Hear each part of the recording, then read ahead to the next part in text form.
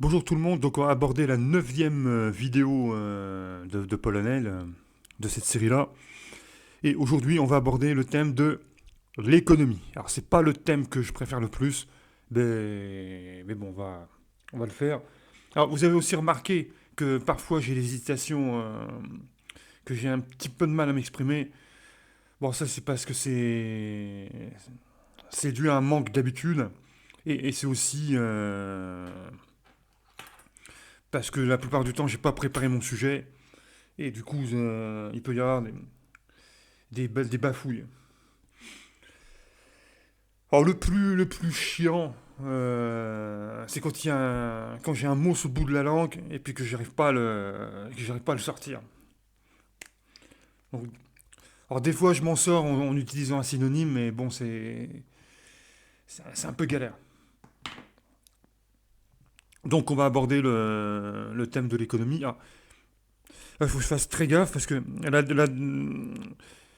la dernière fois, à la septième vidéo, ma caméra s'est éteinte, je ne sais pas pourquoi, et j'ai été obligé de tout recommencer. Parce qu'évidemment, elle s'est éteinte au bout de 45 secondes, et moi j'avais fait mon truc, ça avait duré 20 minutes, et j'étais obligé de refaire tout, parce que de la 45e seconde à la 20e minute, j'ai parlé dans le vide. Voilà. Donc je vérifie à chaque fois si il n'y a pas un problème à ce niveau-là.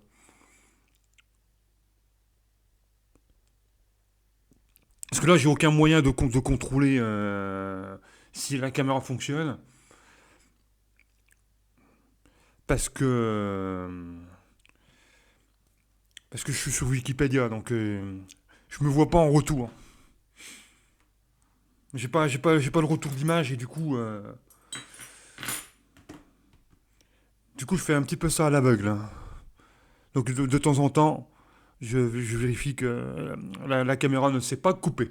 Alors, pour l'économie, on va commencer par le plus simple. Euh, En Pologne, on ne paye pas en euros. Ils sont pas passés à l'euro. Alors je pense parce que ça les arrange pas vraiment. Nous, on est passé à l'euro, mais vous avez vu, par la suite, ça a provoqué une augmentation des prix. Ah, je vais pas vous cacher. Je vais pas vous cacher que si on était resté en francs, c'est possible que les prix auraient augmenté, hein. Voilà. Sauf que, euh, sauf que la différence, c'est que si on était resté en francs, on pouvait faire des comparaisons. Alors que là, c'est pas évident de comparer. Par exemple, si je vous pose la question, combien coûtait la baguette de pain en 1984 en francs, je suis pas certain que les gens ils se souviennent du prix, hein. Mais d'ailleurs, même si on était resté en francs, je suis pas certain. Ou alors, après, il faudrait faire des recherches, retrouver des données, tout ça. Quel était le prix du pain en 1984? Ou demander à des boulangers qui nous montrent des documents comptables. Voilà. Euh, donc la Pologne, on paye aux zloty. Alors moi, je suis pour l'euro. Alors je suis pas pour l'augmentation des prix, bien sûr, parce que en fait, quand on change de pays et qu'on change de monnaie, on peut, si on fait pas gaffe, se faire arnaquer, hein. C'est quand la personne rend la monnaie, elle peut faire exprès de se tromper, en fait. Vous voyez ce que je veux dire? Dans des endroits touristiques, dans des personnes qui sont pas honnêtes. Ça me rappelle une fois que j'avais été en Espagne, j'avais pris une bière et je me suis fait avoir quand la personne m'a rendu la monnaie. Alors j'ai voulu protester, mais bon, évidemment la personne n'a pas voulu reconnaître ses torts. Bon, après j'ai laissé tomber. Et du coup ma bière, je l'ai payée au prix touristique, comme on dit. Et ça, c'était en Espagne. Mais bon, le truc, c'est qu'après, j'ai pu être leur client. Enfin, bon, je me suis fait avoir. Donc, quand il y a des changements de monnaie, faut faire faut être extrêmement vigilant. euh, dans certains endroits, surtout les bars, hein.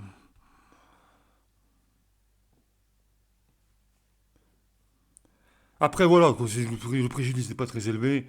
Genre, je sais pas, tu payes 1,50 € au lieu d'1 €, ouais, tu chipotes pas pour 50 centimes d'euros, quoi.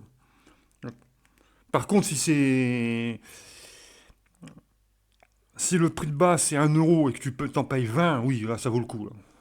Tu te fais gruger de 19 €. Dans des cas comme ça, oui, il faut. Mais après, ce qui peut se passer, c'est que le mec, il va appeler des agents de sécurité. Donc tu peux te retrouver avec deux gros balaises face à toi. Et qu'est-ce que tu peux faire contre ça, quoi? Bon, tu peux les taper, mais bon, si t'es toi-même un gros costaud, tu peux te battre contre eux, mais bon, après, voilà, quoi.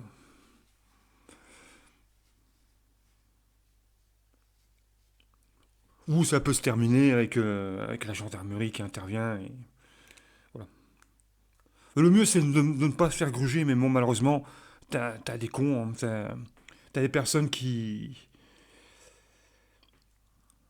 Bon, ils voient le touriste arriver, ils voient le bon pigeon, et puis bon, ils disent, putain, oui, on va lui faire un petit prix pas très amical, quoi. Bon, bref, là, on va parler d'économie. Donc, bon, je vais lire ce qu'il y a marqué sur Wikipédia.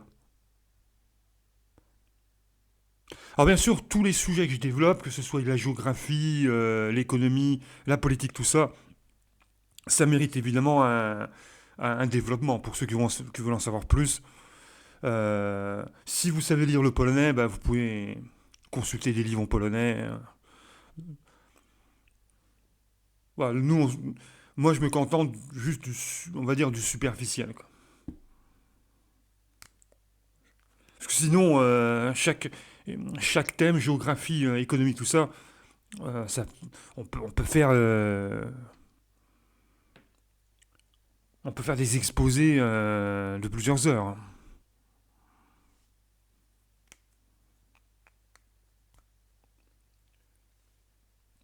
Et comme je dis, c'est pas du tout préparé parce que c'est du Wikipédia. Je découvre les thèmes.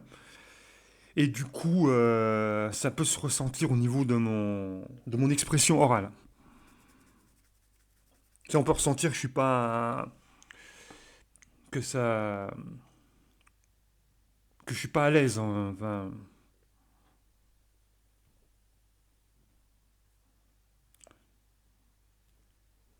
Bon, allez, on commence.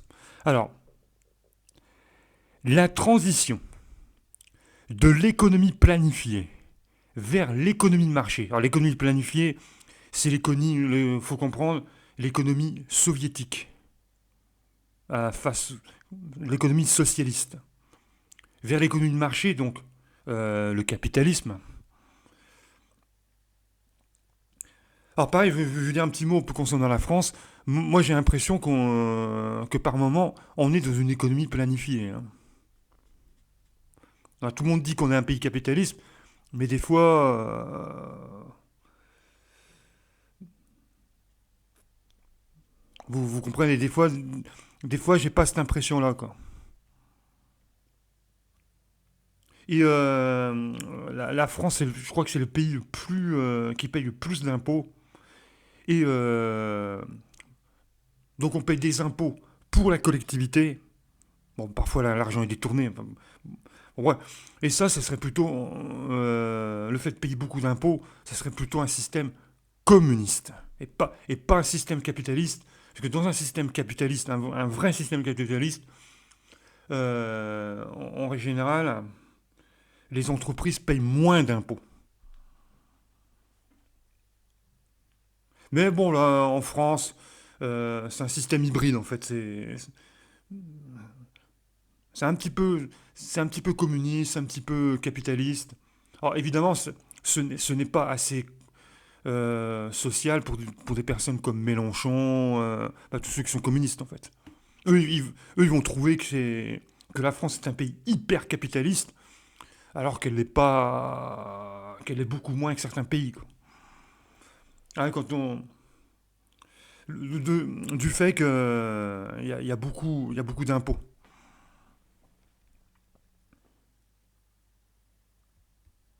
Même la Russie, je suis sûr que même si ça se trouve, ça a vérifié, hein, que la Russie est plus capitaliste que la France. C'est pour ça que ça me fait rire quand on dit que Poutine est un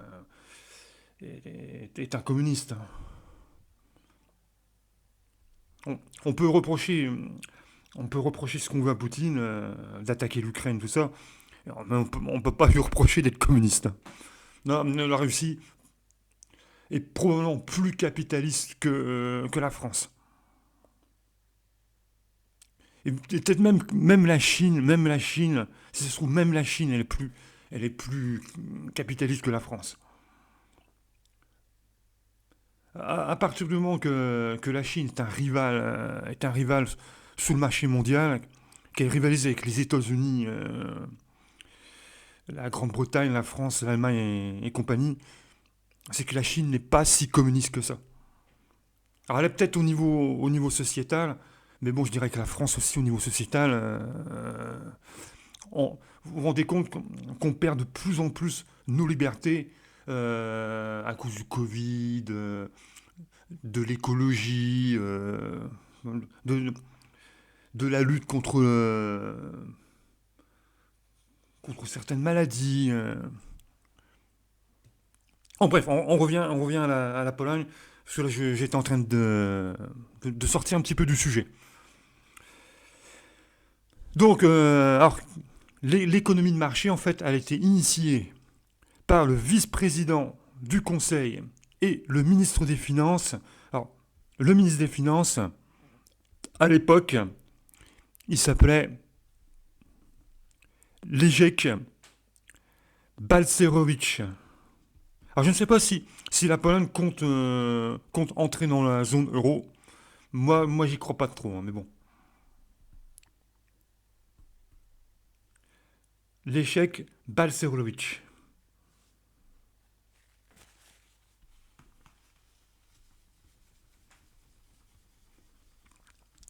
En fait, il est considéré comme le père des réformes économiques et le principal architecte de la profonde mutation de la Pologne au début des années 1990. Alors ce plan de type thérapie de choc, parce que euh, pour passer certains pays qui sont passés d'une économie de type URSS à une économie de marché, il y a beaucoup de pays qui se sont écroulés économiquement. Pensez à la Russie des années 90. euh, Ça leur a pas beaucoup réussi, hein.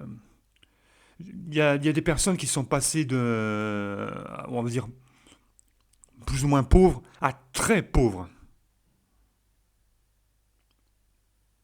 Et il y a d'autres pays aussi qui, en passant à une économie de marché, se sont cassés littéralement la figure, ce qui a engendré tout ce qui est mafia et et débrouillardise, hein. Enfin, les trafics et tout ça. C'est dans certains pays, tout ça, ça a eu lieu dans les années 90. Donc pensez à l'ex-Yougoslavie, la,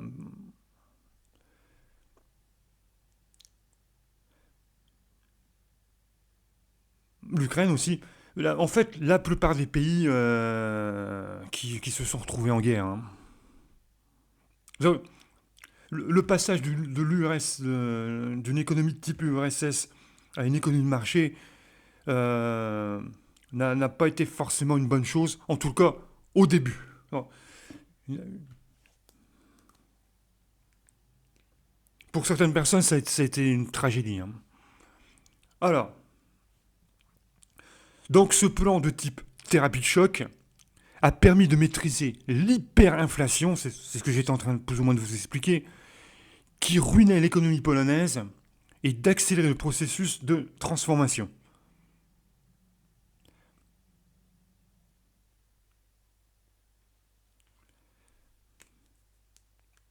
Mais voilà,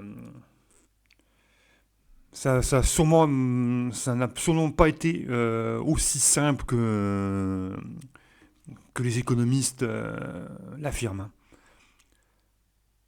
Alors après une première phase difficile, se caractérisant par un recul du PIB, produit intérieur brut. Bon, je ne vais pas rentrer dans les détails parce que si on entre dans un cours d'économie, on ne s'en sort pas. Euh, donc une forte inflation d'ailleurs, une dévaluation de la monnaie, des fermetures d'entreprises et une forte hausse du chômage. Donc c'est ce que j'expliquais. Le passage de l'économie de type Union soviétique à l'économie de marché, bah, ça provoque pratiquement dans tous les pays ce genre de choses. Recul PIB, forte inflation, dévaluation de la monnaie, fermeture d'entreprises, hausse du chômage. Mais grâce à ce plan, grâce à cette politique, cela a permis le développement et la modernisation de l'économie polonaise. Là où dans d'autres pays d'Europe, l'économie s'est écroulée. Alors certains commencent à s'en sortir, d'autres c'est encore... ça craint encore, hein. Alors elle aboutit au retour de la croissance dès 1993 à une amélioration sensible du niveau de vie de la population, permettant une augmentation de la consommation, une baisse de l'inflation, une stabilisation du zloty, une augmentation des échanges commerciaux et d'importants flux d'investissements directs étrangers. Alors actuellement, tous les pays d'Europe connaissent une phase de récession. Mais et on se demande si la France, dans le futur, va pas devenir un pays du tiers-monde, hein.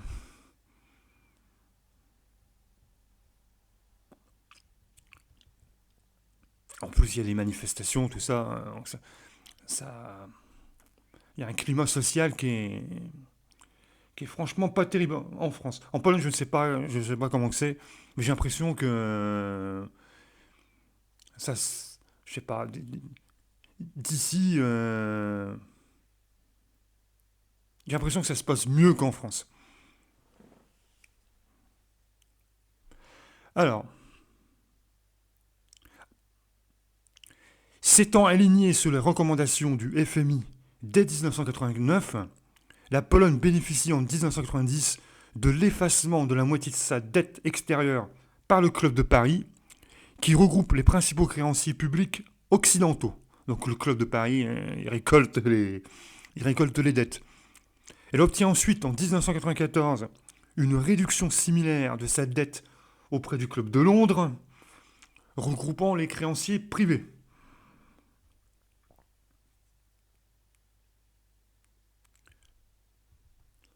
Bon, on va pas parler de la dette de la France actuelle, parce que je pense que ça ferait peur. Ah oui, un autre truc à savoir, les Polonais ont des salaires plus bas. Alors c'est pas les plus bas d'Europe, hein. Je pense que la Pologne, par rapport à beaucoup de pays d'Europe de l'Est, est un pays qui s'en sort plutôt pas mal. Ah, si on compare, je sais pas, par rapport à un pays d'Europe, l'Albanie.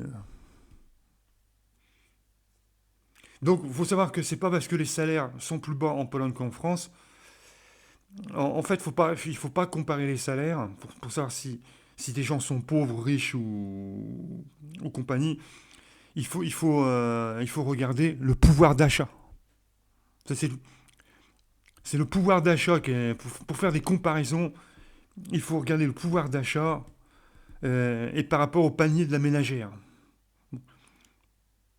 Donc, par exemple, on va prendre, je sais pas, 100 zloty versus 100 euros. Donc voir avec 100 zloty ce que tu peux acheter en Pologne et voir avec 100 euros ce que tu peux acheter en France. Voilà, bon, ça je schématise, hein.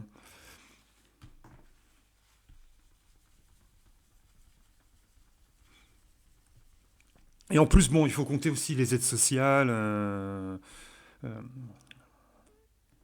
les, les aides familiales pour ceux qui sont pauvres. Bah, il y a il y a beaucoup de choses qu'il faut prendre en compte pour comparer les économies. Et aussi, il faut faire une comparaison entre les riches. Euh,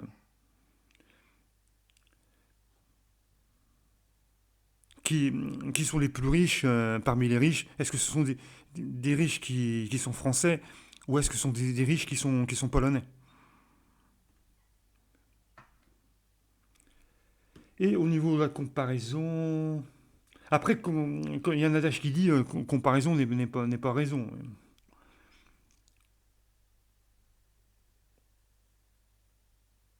Parce qu'après, tu peux être plus pauvre en Pologne, mais avoir une meilleure vie qu'en France. Avoir moins d'interdits, plus de liberté. C'est, on dit, si tu as 1000 euros que tu es dans une dictature, bon,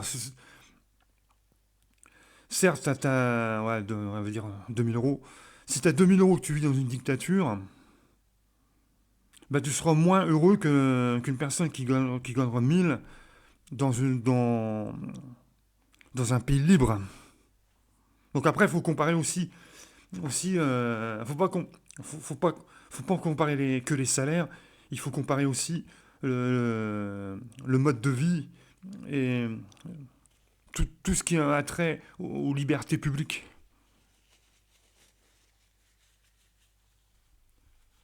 Parce que tu peux gagner 2000 euros, mais si l'autorité décide de t'enfermer chez toi pour lutter contre, je sais pas, une maladie, décide de faire un confinement, bah tes 2000 euros, tu ne seras pas forcément heureux. Donc tu seras plus heureux avec 1000 euros dans un pays qui ne fait pas le confinement. Mais bon, après, voilà, ça évolue. Euh, il suffit de lois, hein. Alors, tu as des lois qui restreignent la liberté, tu en as d'autres qui donnent de la liberté. Bon, on va pas philosopher pendant des heures là-dessus, hein. On va continuer. Donc, l'embellie de l'économie polonaise due à la thérapie de choc s'est poursuivie jusqu'en 1997, avec cette année-là un taux de chômage enregistré passant sous la barre des 10%. Mais bon, c'est pareil, chômage. Euh, je peux dire, voilà, chez moi, il y a 8% de chômage, donc c'est un très bon score. Mais si les personnes qui travaillent, genre, je sais pas, gagnent 800 euros par mois, avec un faible pouvoir d'achat, bah, ça ne veut rien dire, mon truc de chômage, quoi. Parce que, puisqu'en fait, je résolve mon chiffre de chômage en créant des travailleurs pauvres.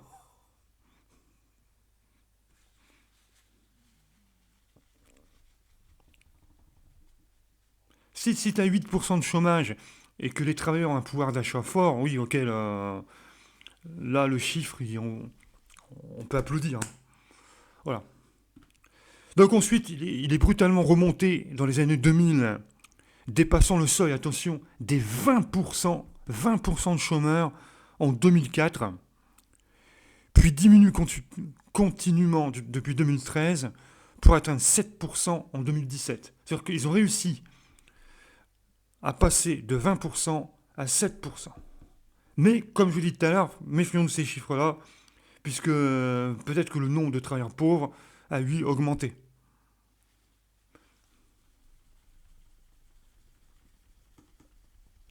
C'est beaucoup plus compliqué qu'il n'y paraît. Il faut pas se laisser abuser par des chiffres, soit les chiffres pessimistes, ou soit les chiffres optimistes, ben, en fonction de celui qui les balance, quoi.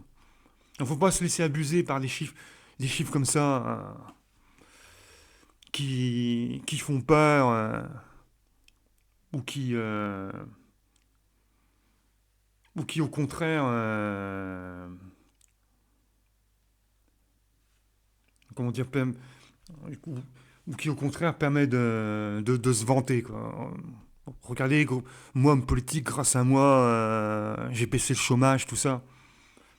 Puis, et sans dire qu'il y a plus de pauvres, quoi. Faut pas se laisser abuser des fois par des discours politiques, que ce soit de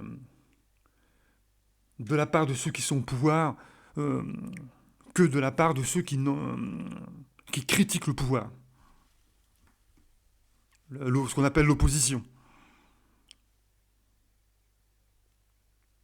Alors, l'industrie polonaise a perdu plus de 1,5 million d'emplois, soit 23% des emplois du secteur entre 1991 et 2003. Les emblématiques chantiers navals de Gdansk, qui employaient 18 000 salariés à la chute du régime communiste, n'en comptent plus que 200 en 2020. Vous imaginez, on passe de 18 000 à 200. Donc là, c'est pareil, on peut comparer avec la France. Quand la France ferme les usines, quand la France ferme des centrales nucléaires pour des raisons écologiques, bah, c'est pareil, hein. Bon, en général, le secteur industriel s'effondre en Europe, hein. Parce que les gens, ils, ils vont délocaliser en Inde, en Chine. La main-d'œuvre est meilleur marché. Euh, c'est, et les opportunités se trouvent dans ces pays-là. Donc, forcément, les entreprises se déplacent là où il y a des opportunités. Même si certaines entreprises ne peuvent pas délocaliser. Pensez aux entreprises viticoles. On, on voit mal des entreprises qui font du champagne aller faire du champagne en Roumanie, hein. Vous comprenez ce que je veux dire. Alors, l'économie polonaise est dans les années 2010 l'une des plus dynamiques d'Europe. C'est le seul État européen à ne pas avoir reconnu de récession lors de la crise économique mondiale de 2008. Et alors, là, on est en crise économique en 2022, voir si la Pologne réussit le même genre d'exploit.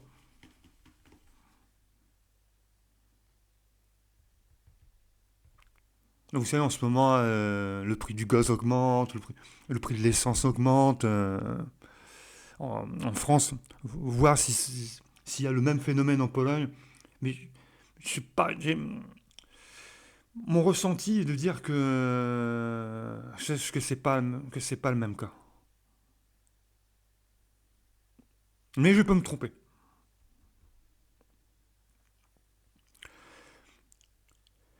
Le pays a bénéficié de nombreuses aides de l'Union européenne, d'où l'intérêt de rentrer dans cette union, depuis son entrée en 2004. Donc l'entrée dans l'Union européenne, c'était en 2004.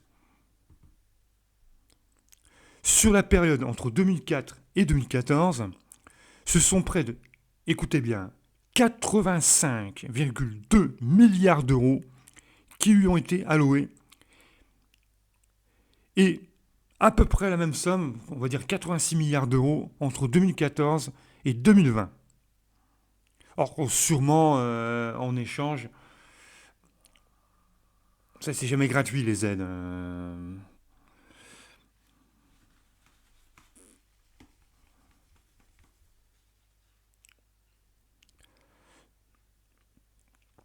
il y a toujours une contrepartie.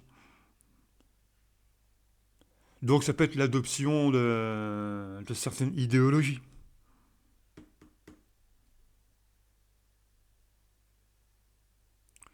Alors, de nombreuses infrastructures ont pu être financées, comme l'autoroute reliant désormais Varsovie à Berlin.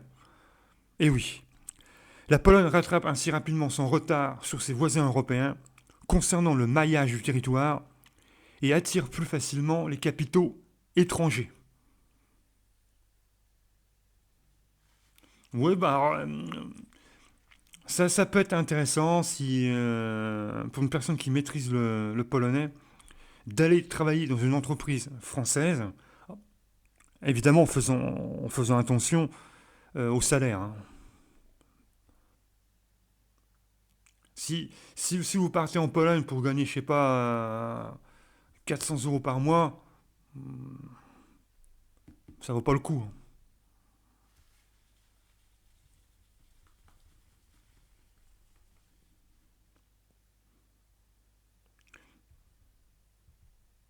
Donc ça peut être intéressant pour quelqu'un qui y va et puis qui se fait un petit salaire, un bon petit salaire. Après, est-ce qu'il faut prendre des risques? C'est partir et puis y aller pour débuter en touchant que 400 € par mois et ensuite progresser. Je ne sais pas si le risque est énorme ou si c'est un risque à prendre. Parce que quand on est débutant, on peut pas être trop gourmand.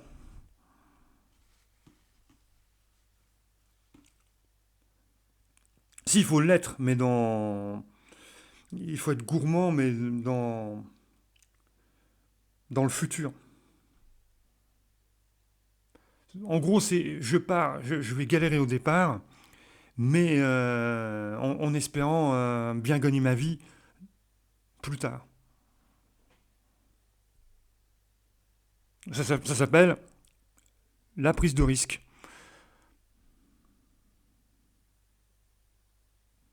Alors, est-ce que ça vaut le coup d'aller en Pologne? Je ne sais, je n'en sais rien du tout. Monter un business là-bas. Alors, le business, ça peut être ouvrir un restaurant français et proposer des produits français, je sais pas, à Varsovie. Voilà, monter son petit restaurant. Ça peut être le type de business qui est tout à fait possible. Autre type de business possible, c'est tout ce qui est travail que l'on peut faire à partir d'un ordinateur. Donc tout ce qui est business à partir de son propre ordinateur.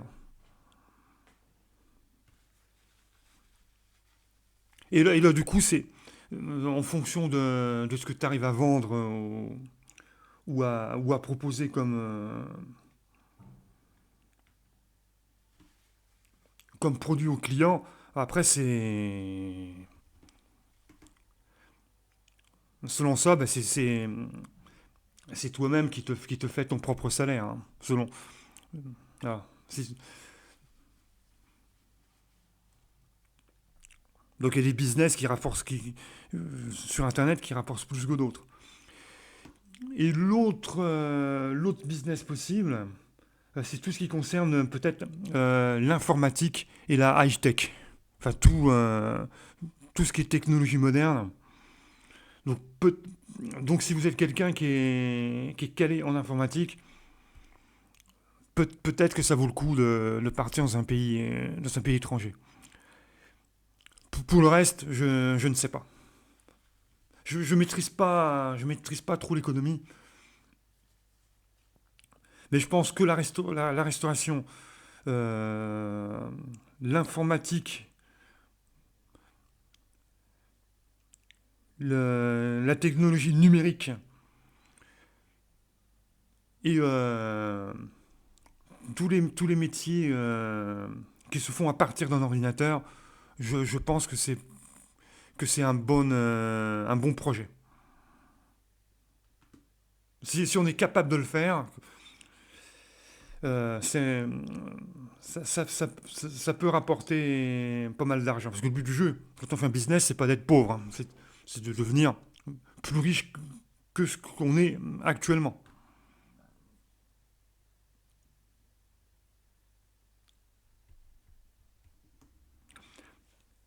Et je conseillerais à ceux qui galèrent en France, euh, et qui peuvent le faire, qu'ils ont les moyens financiers de le faire, c'est de partir dans un autre pays et puis tenter sa chance ailleurs. Parce que si vous stagnez en France, que vous n'arrivez pas à vous en sortir parce qu'il y a un plafond de verre, enfin, vous n'arrivez pas et que vous êtes jeune aussi, donc ça peut être pas mal de partir à l'étranger. Mais après, est-ce que la Pologne est une bonne destination?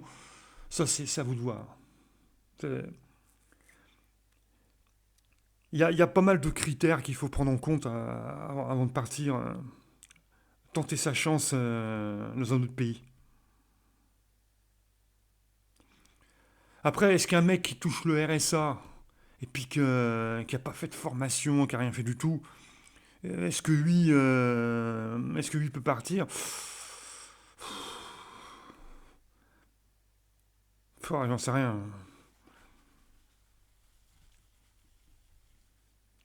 Vous savez, parce qu'on considère que ceux qui touchent le RSA, c'est des personnes qui sont pas capables de construire des grands projets, quoi.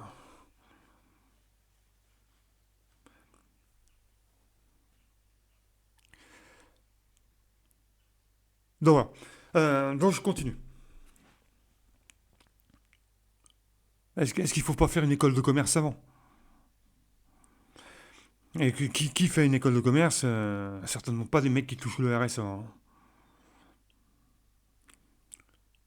À moins qu'il y ait des aides, mais ouais, j'y crois pas trop. Bon, donc, attirer les investisseurs étrangers est un axe majeur de la politique des gouvernements de Pologne et d'Europe centrale et orientale depuis les années 1990. Pour ce faire, ils offrent des taux d'intérêt élevés et maintiennent des coûts salariaux faibles. Vous comprendrez que ça peut poser problème pour ceux qui touchent ces fameux salaires. Une concurrence s'est développée entre pays et territoires d'Europe centrale pour attirer les capitaux occidentaux.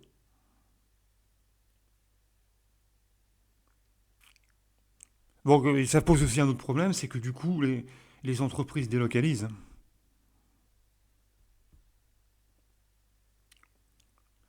Ou on peut, certaines entreprises, je ne sais pas si c'est vraiment, si on a trop le droit de le faire, font venir des Polonais et les payent au salaire polonais. Donc il y a sûrement des petites magouilles comme ça, ce qui est, ce qui à mon sens, ce qui est pas très normal, mais bon, c'est, les choses sont ainsi. Alors, les politistes Andreas Nölke et Ariane Wiegentart qualifient les économies d'Europe centrale et orientale d'économies de marché dépendantes. Pourquoi? En raison de l'importance prise par les multinationales étrangères. Donc l'ouverture économique mène à la dépendance lorsque les décisions des groupes sont rarement déléguées aux filiales régionales, les transferts de technologie sont mineurs, le niveau de formation du personnel demeure modeste et l'essentiel des activités à forte valeur ajoutée est maintenu au plus près des sièges occidentaux. Donc en fait, si j'ai bien compris, hein, peut-être que je n'ai pas compris, en Pologne, il va y avoir plein de travailleurs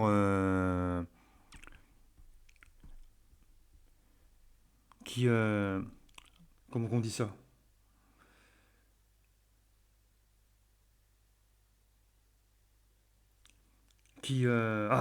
Ça y est, vous voyez, une nouvelle fois, j'arrive pas à trouver mes mots. qui n'ont pas un gros potentiel, on va dire, certains qui n'ont pas un gros potentiel intellectuel, mais qui ont, on va dire, qui n'ont pas fait beaucoup d'études. Voilà, ce que j'appelle moi des travailleurs lambda. Alors, je n'arrive pas à trouver le mot. Des travailleurs peu qualifiés. Voilà. Donc, donc les personnes qui sont peu qualifiées, on va les trouver en Pologne. Par contre, euh, ceux, ceux qui sont plus qualifiés que les autres, eh ben, ils se trouvent en France, en Allemagne. euh, et toutes les grandes écoles qui forment qui forment les cadres se trouvent en Europe occidentale. Voilà. Puisque les activités à forte valeur ajoutée se trouvent en France, en Allemagne. Voilà.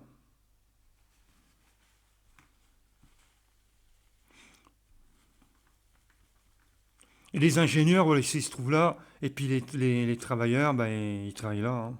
Et comme ça permet de faire travailler des gens avec des bas salaires.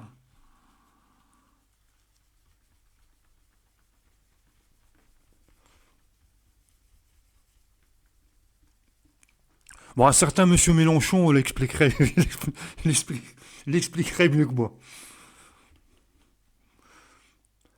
Alors, les inégalités de développement entre la partie ouest et la partie est du pays se creusent à partir des années 1990. Le PIB moyen des trois régions de l'Est, Podlaski, Lubelski et Podkarpacie. Donc là, on est. Vous voyez la Pologne.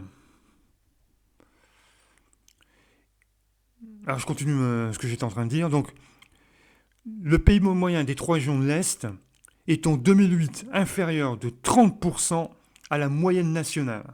Donc la Pologne est économiquement, elle est découpée en deux. Tu as d'un côté l'Ouest qui est à peu près riche, bon, qui se trouve à l'Allemagne, ça peut être un lien, et la partie Est, qui elle se trouve du côté de la Biélorussie. Donc la partie Est, en 2008, là on parle en 2008, est inférieure de 30% à la moyenne nationale.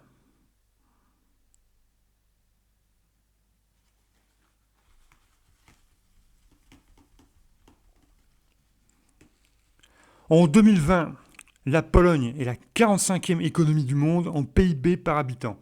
45e sur à peu près 198 pays. À peu près. À peu près, hein. Parce qu'il y a des pays, on ne sait pas trop. C'est plus ou moins en fait. On sait pas trop. Il y a des pays, on sait pas trop ce que c'est. C'est des pays, des territoires, des.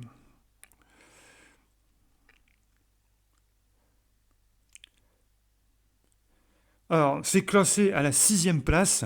Donc, le PIB par habitant est classé sixième en Union européenne. C'est quand même pas mal, hein, parce que quand tu sais que tu as la France, l'Allemagne, l'Angleterre dans le classement, bah, moi je trouve que sixième c'est quand même pas trop mal, hein. Et il est classé à la 21e place en, euh, en termes d'économie du monde en PIB global. Parce que là ce classement-là, c'est PIB par habitant. Et sinon, si on parle en termes de PIB global, ils sont classés 21e. Le taux de chômage s'y élève à 5,5% en octobre 2021.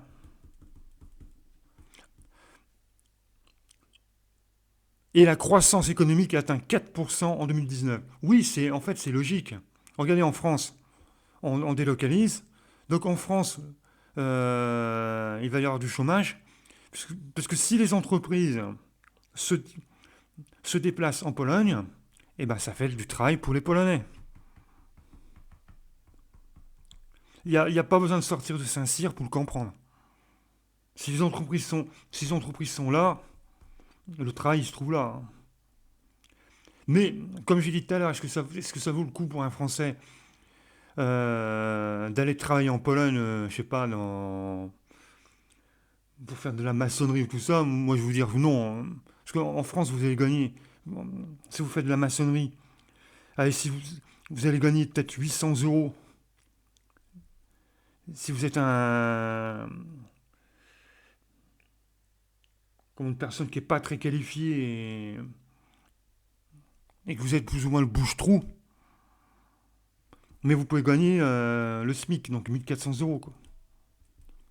Si vous partez en Pologne travailler, bah, attendez-vous à avoir un salaire, je sais pas. Je connais pas les salaires pour les ouvriers, mais à mon avis, ouais, 400 balles, quoi.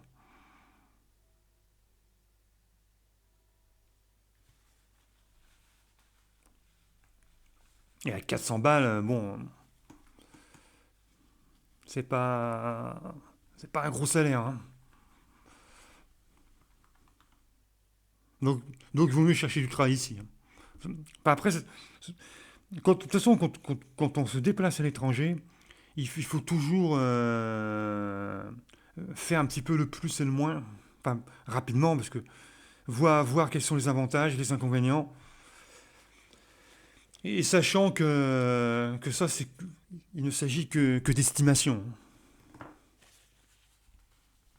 Après, ça peut être la bonne surprise, comme ça peut être la mauvaise surprise. Ça, ça fait partie du risque.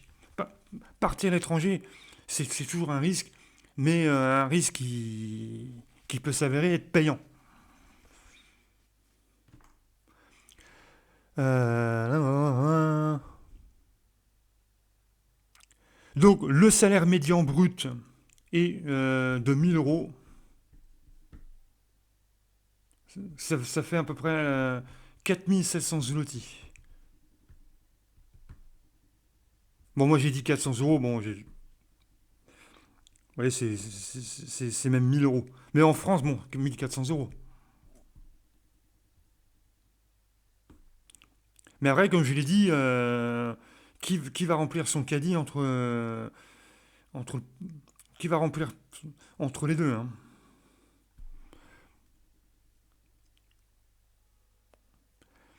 Et près de 1,5 million de salariés sont en contrat flexible, dit contrat poubelle, puisque les poussant dans la précarité. C'est exactement ce que je disais. Alors, en fait, en parlant de mes 400 euros, je suis peut-être pas loin de la réalité, en fait. Donc, ça, 1000 euros, c'est le salaire médian brut. C'est-à-dire que tu as des gens qui gagnent moins et tu as des gens qui gagnent plus. C'est un peu comme en France, où, par exemple, ceux qui touchent le RSA, euh, et pour que les personnes sortent du RSA, eh ben, on les envoie Alors, soit c'est de la maçonnerie, soit des entreprises de maçonnerie, soit c'est des espaces verts. Et ils vont faire des contrats, ils vont faire des contrats de 20 heures. Et, et ils vont être payés que 70% du salaire. Parce qu'on va estimer, bah, et on va leur dire, bah, estimez-vous content, on vous sort du RSA, estimez-vous content de ne toucher que 70% du salaire. C'est ce qu'on appelle les contrats aidés, les contrats. Enfin, ça change de nom, ça change de nom à chaque fois en fait.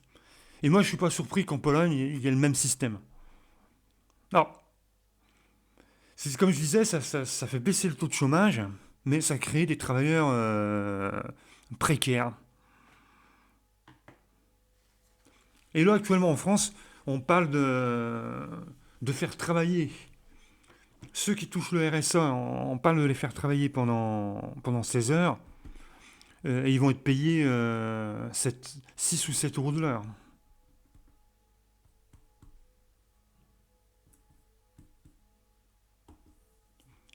Bon, en fait, ça change rien que le mec que l'on fait sortir du RSA pour faire des contrats aidés où il touche que 70% du salaire. En disant, bon, oui, toi, t'es un débutant, tu sais pas faire. euh, et, pour, et l'entreprise, elle perd de l'argent avec des gars comme toi. Donc, hop, 70, on te met que 70%.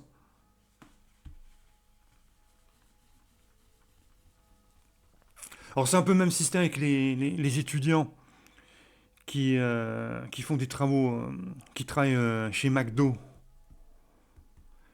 ou en tant que surveillant de lycée ou garde d'enfants et tout ça. Mais bon, là c'est différent parce que la personne est étudiante, donc c'est des 20 heures.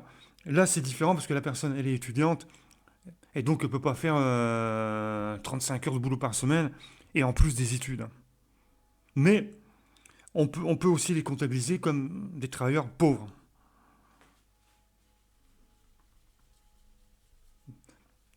Parce qu'il faut quand même, après, il faut quand même payer le logement et compagnie. Et même si les plus pauvres d'entre eux bénéficient des aides du Crous et compagnie. Mais celui qui n'a pas le droit aux aides du Crous, soit parce les parents gagnent trop, ou soit parce que c'est un mec, je sais pas, qui reprend des études et qui est âgé de, je sais pas, 35 ans,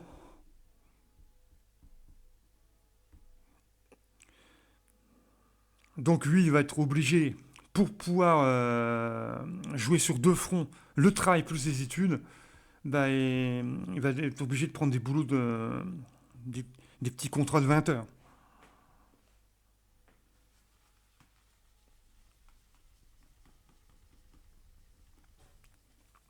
Ou de chercher un boulot flexible. Alors, c'est un petit peu ce que j'aimerais faire, mais bon, le problème c'est que j'ai 49 ans. Hein.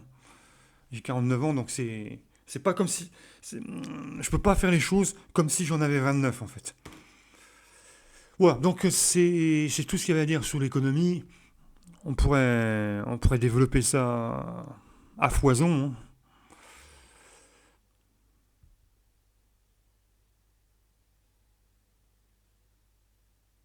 Alors, énergie, on l'a vu. Tourisme, je vois si. Le transport. Tiens.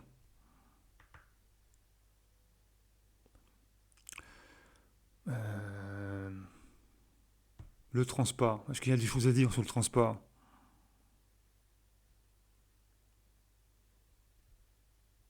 Ah,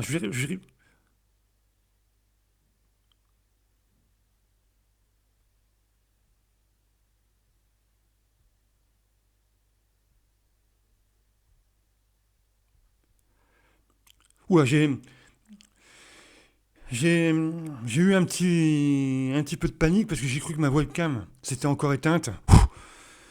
Heureusement, non. Ouais, c'est bon. On va parler des transports en Pologne parce que c'est court. Euh, Alors, le transport en Pologne repose sur la route, le chemin de fer, les voies d'eau et les moyens aériens. La part du transport dans le produit intérieur brut atteint 3,2% et le secteur emploie 545 000 personnes à la fin des années 1990. La part du rail est prépondérante avec 51% du total. Donc beaucoup de trains. Alors les transports routiers. Les autoroutes représentent 1330 km. Après, il faut comparer avec la France. Et les voies express, 1144 km. Ça, c'était en 2012. La Pologne a implémenté des standards de qualité des carburants et des normes d'émissions de polluants conformément aux directives européennes. Alors moi, quand j'étais à Cracovie, j'ai eu, j'ai eu vraiment l'impression qu'il n'y avait que des quatre voies. À chaque fois que je voulais sortir de Cracovie, et bon, bonjour à la marche à pied, hein. À chaque fois, je me suis retrouvé sur des quatre voies. Donc, en gros, pour faire de l'autostop à Cracovie, c'est quasiment impossible. Alors, peut-être qu'il y a des routes à deux voies, mais bon, C'est pas évident à les trouver. Bah, il y a à peu près la même chose à Reims, hein. Pour, quand tu suis les pancartes, tu te retrouves systématiquement sur les quatre voies et c'est très difficile de se frayer un passage.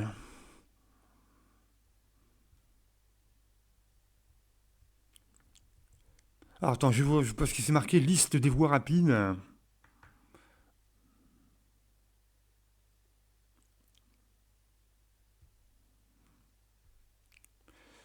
Moi l'impression que j'ai eue, c'est qu'il y a plus de voies rapides en Pologne qu'en France. Mais après, bon, je suis pas sorti des sentiers battus et j'étais j'étais proche d'une ville qui fait quand même 800 000 habitants, donc du coup, ceci explique peut-être cela. Alors, pour le transport ferroviaire, ça représente 19 837 km. Donc pareil, il faut comparer par rapport à la France, il faut comparer aussi les infrastructures. Parce que nous, en France, on a quand même bon, le TGV, hein. Hmm. Alors, le transport par voie d'eau. Donc, pour la voie d'eau, c'est 3 997 km de rivières navigables et de canaux. Pareil, on compare hein, par rapport à la France. La marine marchande représente 57 navires et les principaux ports maritimes se trouvent bien sûr vers la mer Baltique. Donc, c'est Gdansk, donc les ports Gdansk, Gdynia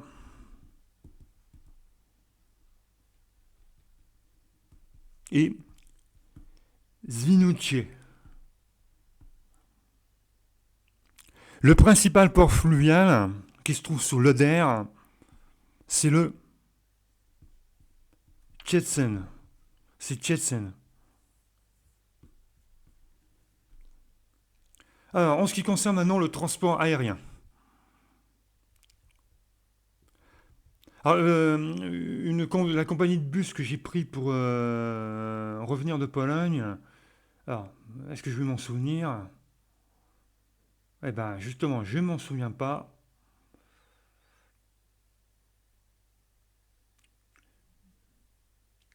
C'est en rapport avec Aladdin et les 40 voleurs. Non, impossible de me souvenir de la compagnie de bus. Non, bah, je sais plus. Alors, pour le transport aérien, la Pologne possède 126 aéroports et 6 héliports. Ça, c'était en 2013.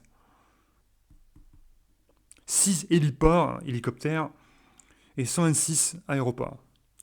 La principale compagnie aérienne est le LOT Polish Airlines.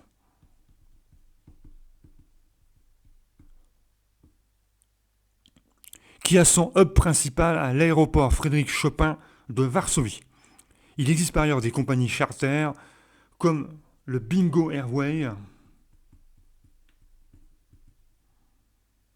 ou l'Enter Air.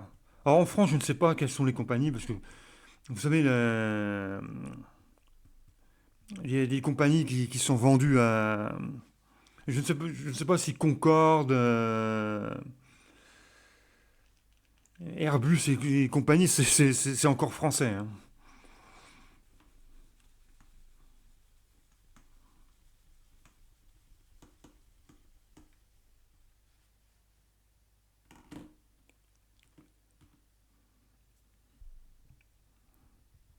Parce que comme c'est des aéroports qui sont plus ou moins privés, bah, ça change de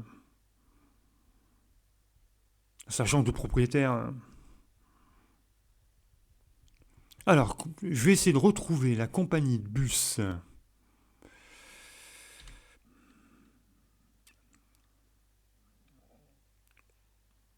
La compagnie de bus qui m'a ramené en France. Parce que j'ai pas pris Flixbus, hein. Parce que en fait, je voulais pas dit, mais j'ai loupé mon bus. Je devais prendre, et bien sûr, j'ai pas été remboursé, donc perte d'argent, parce que je savais pas qu'il y avait plusieurs gares routières là que j'étais, et je me suis trompé. Évidemment, je me suis trompé de gare, et quand je me suis rendu compte, bah, c'était trop tard, le bus était parti. Et donc, du coup, j'étais obligé d'en prendre un autre. Alors, compagnie de bus polonaise. Mais là, je sais pas. Compagnie de bus en Pologne. Là, je suis pas sûr que je vais le retrouver. Hein, parce que. Il faut rechercher sur un site polonais. Mais je ne sais pas comment on dit compagnie de bus en polonais. Donc, du coup, ça complique. Après, il faut sortir le dictionnaire.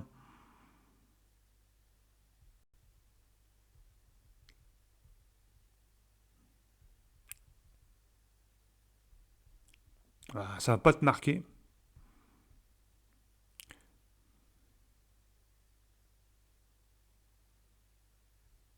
Ah, c'est fou que je perds la mémoire comme ça. Hein.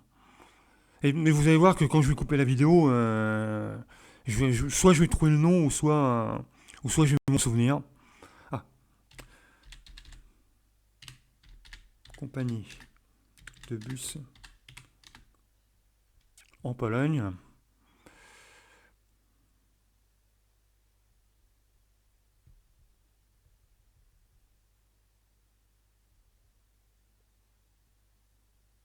Vous savez, je l'ai.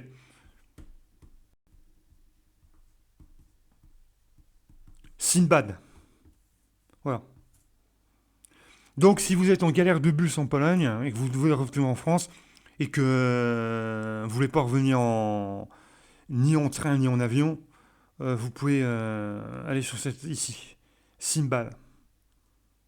Voilà.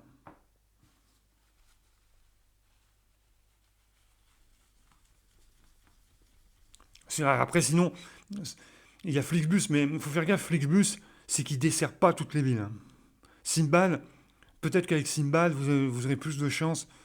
euh, si vous êtes dans une ville qui n'est pas desservie par Flixbus. Donc si votre ville n'est pas desservie par Flixbus, essayez Sinbad. Ou, voilà.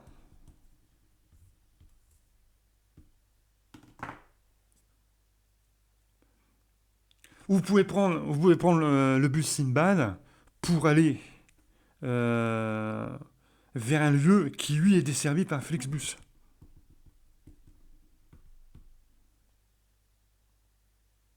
Pour ça, ça fait voyager, c'est pas mal. Voilà. Alors, sachez aussi qu'un voyage en bus, c'est assez galère parce que, bon, ça dure très longtemps. Hein. Il faut compter 26. Pour aller à Cracovie, il faut compter 26 heures de voyage. Et encore, ça, c'est quand le bus, il est pas retardé par je ne sais trop quoi. Par exemple, par une circulation très dense. Et sachez aussi que la plupart du temps, les personnes ne parlent pas français.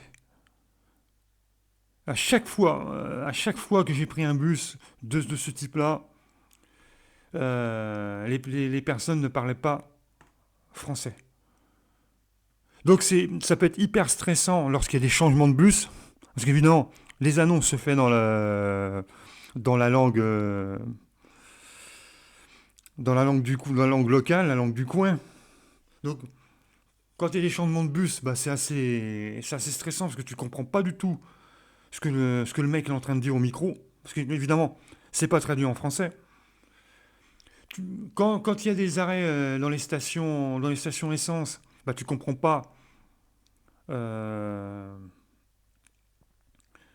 Tu comprends pas non plus, donc tu sais pas si l'arrêt va durer 20 minutes, 30 minutes, etc.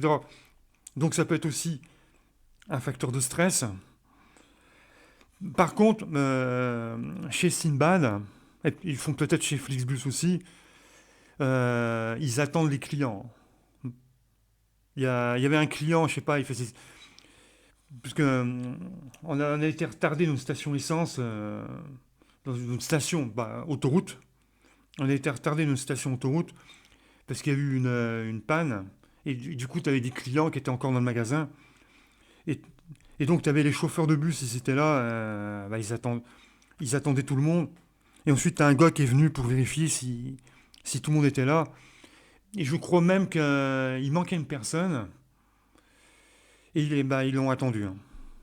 Mais après, bon, c'est toujours stressant parce on a toujours peur que le bus il s'en aille alors que toi tu es encore dans le magasin quoi. Ou encore dans les WC.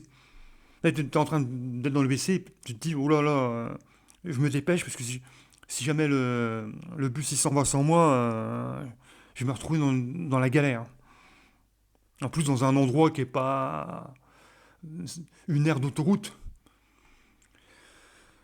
Euh, c'est pas le meilleur endroit qu'on peut se retrouver, hein. Parce qu'ici, il y a pas de station de bus. Ah, tu peux rien faire sur une aire d'autoroute, en fait. Parce qu'après, tu peux pas marcher à pied parce que c'est interdit de marcher long en autoroute. Et c'est même hyper dangereux. Donc bah là, t'es coincé là. Mais bon, normalement, comme ils sont professionnels, ils attendent quand même les retardataires. Et voire même, ils vont aller chercher le mec. Et ils vont aller chercher le mec, oh, dépêche-toi, nous on veut partir. Mais bon, il peut toujours y avoir des erreurs.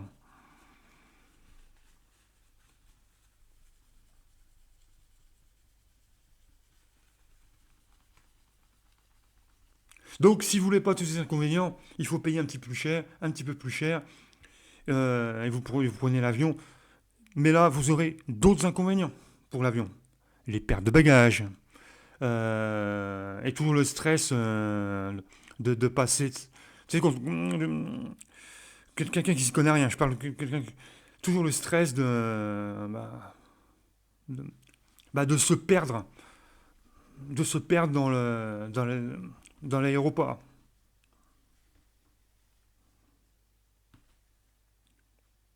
C'est un peu comme ceux qui prennent le métro pour la première fois, et ainsi de suite, hein. On a toujours une petite appréhension. Surtout quand on vient des petits villages et qu'on n'est pas habitué à voir du monde. Ça peut, ça peut être déroutant. Et c'est peut-être une des raisons pour lesquelles il y a des personnes qui ne veulent pas partir en vacances parce qu'ils, tout simplement, ils ont peur des aéroports. Là, pour mes bus, ils ont peur de se tromper de bus ou ou de le rater. Après, moi, ce que j'ai fait, c'est que je demandais, hein. Sinon, tu t'en sors pas, quoi. Si tu ne demandes pas, t'as, voilà, t'as une vingtaine de bus. Il faut, t'es dans celui-là et il faut que tu trouves lequel est le bon. Alors des fois, on va te dire oui, c'est un bus de la marque Sinbad, mais tu vas avoir un bus Sinbad ici, tu vas avoir un autre ici, un autre là, un autre là. Et donc lequel est le bon. Surtout que la plupart du temps, la destination n'est même pas indiquée. Quand, quand moi je suis parti de Cracovie, c'était pas indiqué Paris, hein. C'est- je crois que c'était indiqué Opole. Donc moi j'étais en train de chercher mon bus. Bah, il est où mon bus, parce que je voyais pas Paris. Bah oui, bah non. Parce qu'en fait, mon bus, il allait à Opole. Et à partir d'Opole, je changeais de bus. Mais quand tu pars de Cracovie, tu le sais pas, et que tu cherches, bah, c'est un peu la panique, parce que tu te dis, oh là là, mais il est où mon bus? Voilà. Finalement, j'ai réussi à le trouver, parce que bon, en fait, c'était assez simple. C'était la marque Sinbad. Il n'y avait qu'un seul bus qui était de cette marque-là. Alors, pourquoi j'ai paniqué? Parce que j'ai été voir le mec, je lui ai demandé est-ce que vous allez à Paris? Le mec m'a répondu non. J'ai dit, c'est pas... Après j'ai dit bah, c'est pas possible, il est où mon bus là?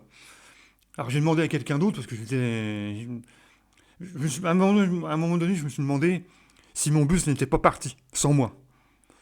Pourtant, j'étais arrivé avec un quart d'heure d'avance, hein. J'ai dit, c'est pas possible. J'ai pas loupé une, j'ai pas loupé mon bus une deuxième fois. C'est incroyable ça. Et puis en fait, j'ai demandé à un mec qui se trouvait là. Et puis en fait, il m'a renvoyé là. L'autre, il m'a demandé de présenter son billet, mon billet. Il a vu qu'en fait, que je transitais par Opole. Et finalement, il m'a fait monter, quoi. Donc, soupir de soulagement, j'ai pu mettre mes bagages dans la soute. Je suis monté dans le bus. Et enfin, j'étais parti.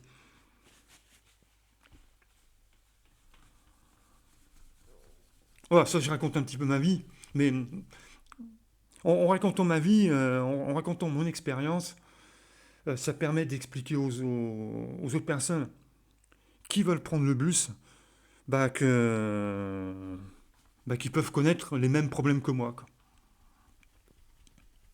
Alors, comme j'étais un petit peu en mode panique, là, j'utilisais l'anglais, hein. Enfin, j'ai pas fait JS mouille auto, JS mouille autobus, hein.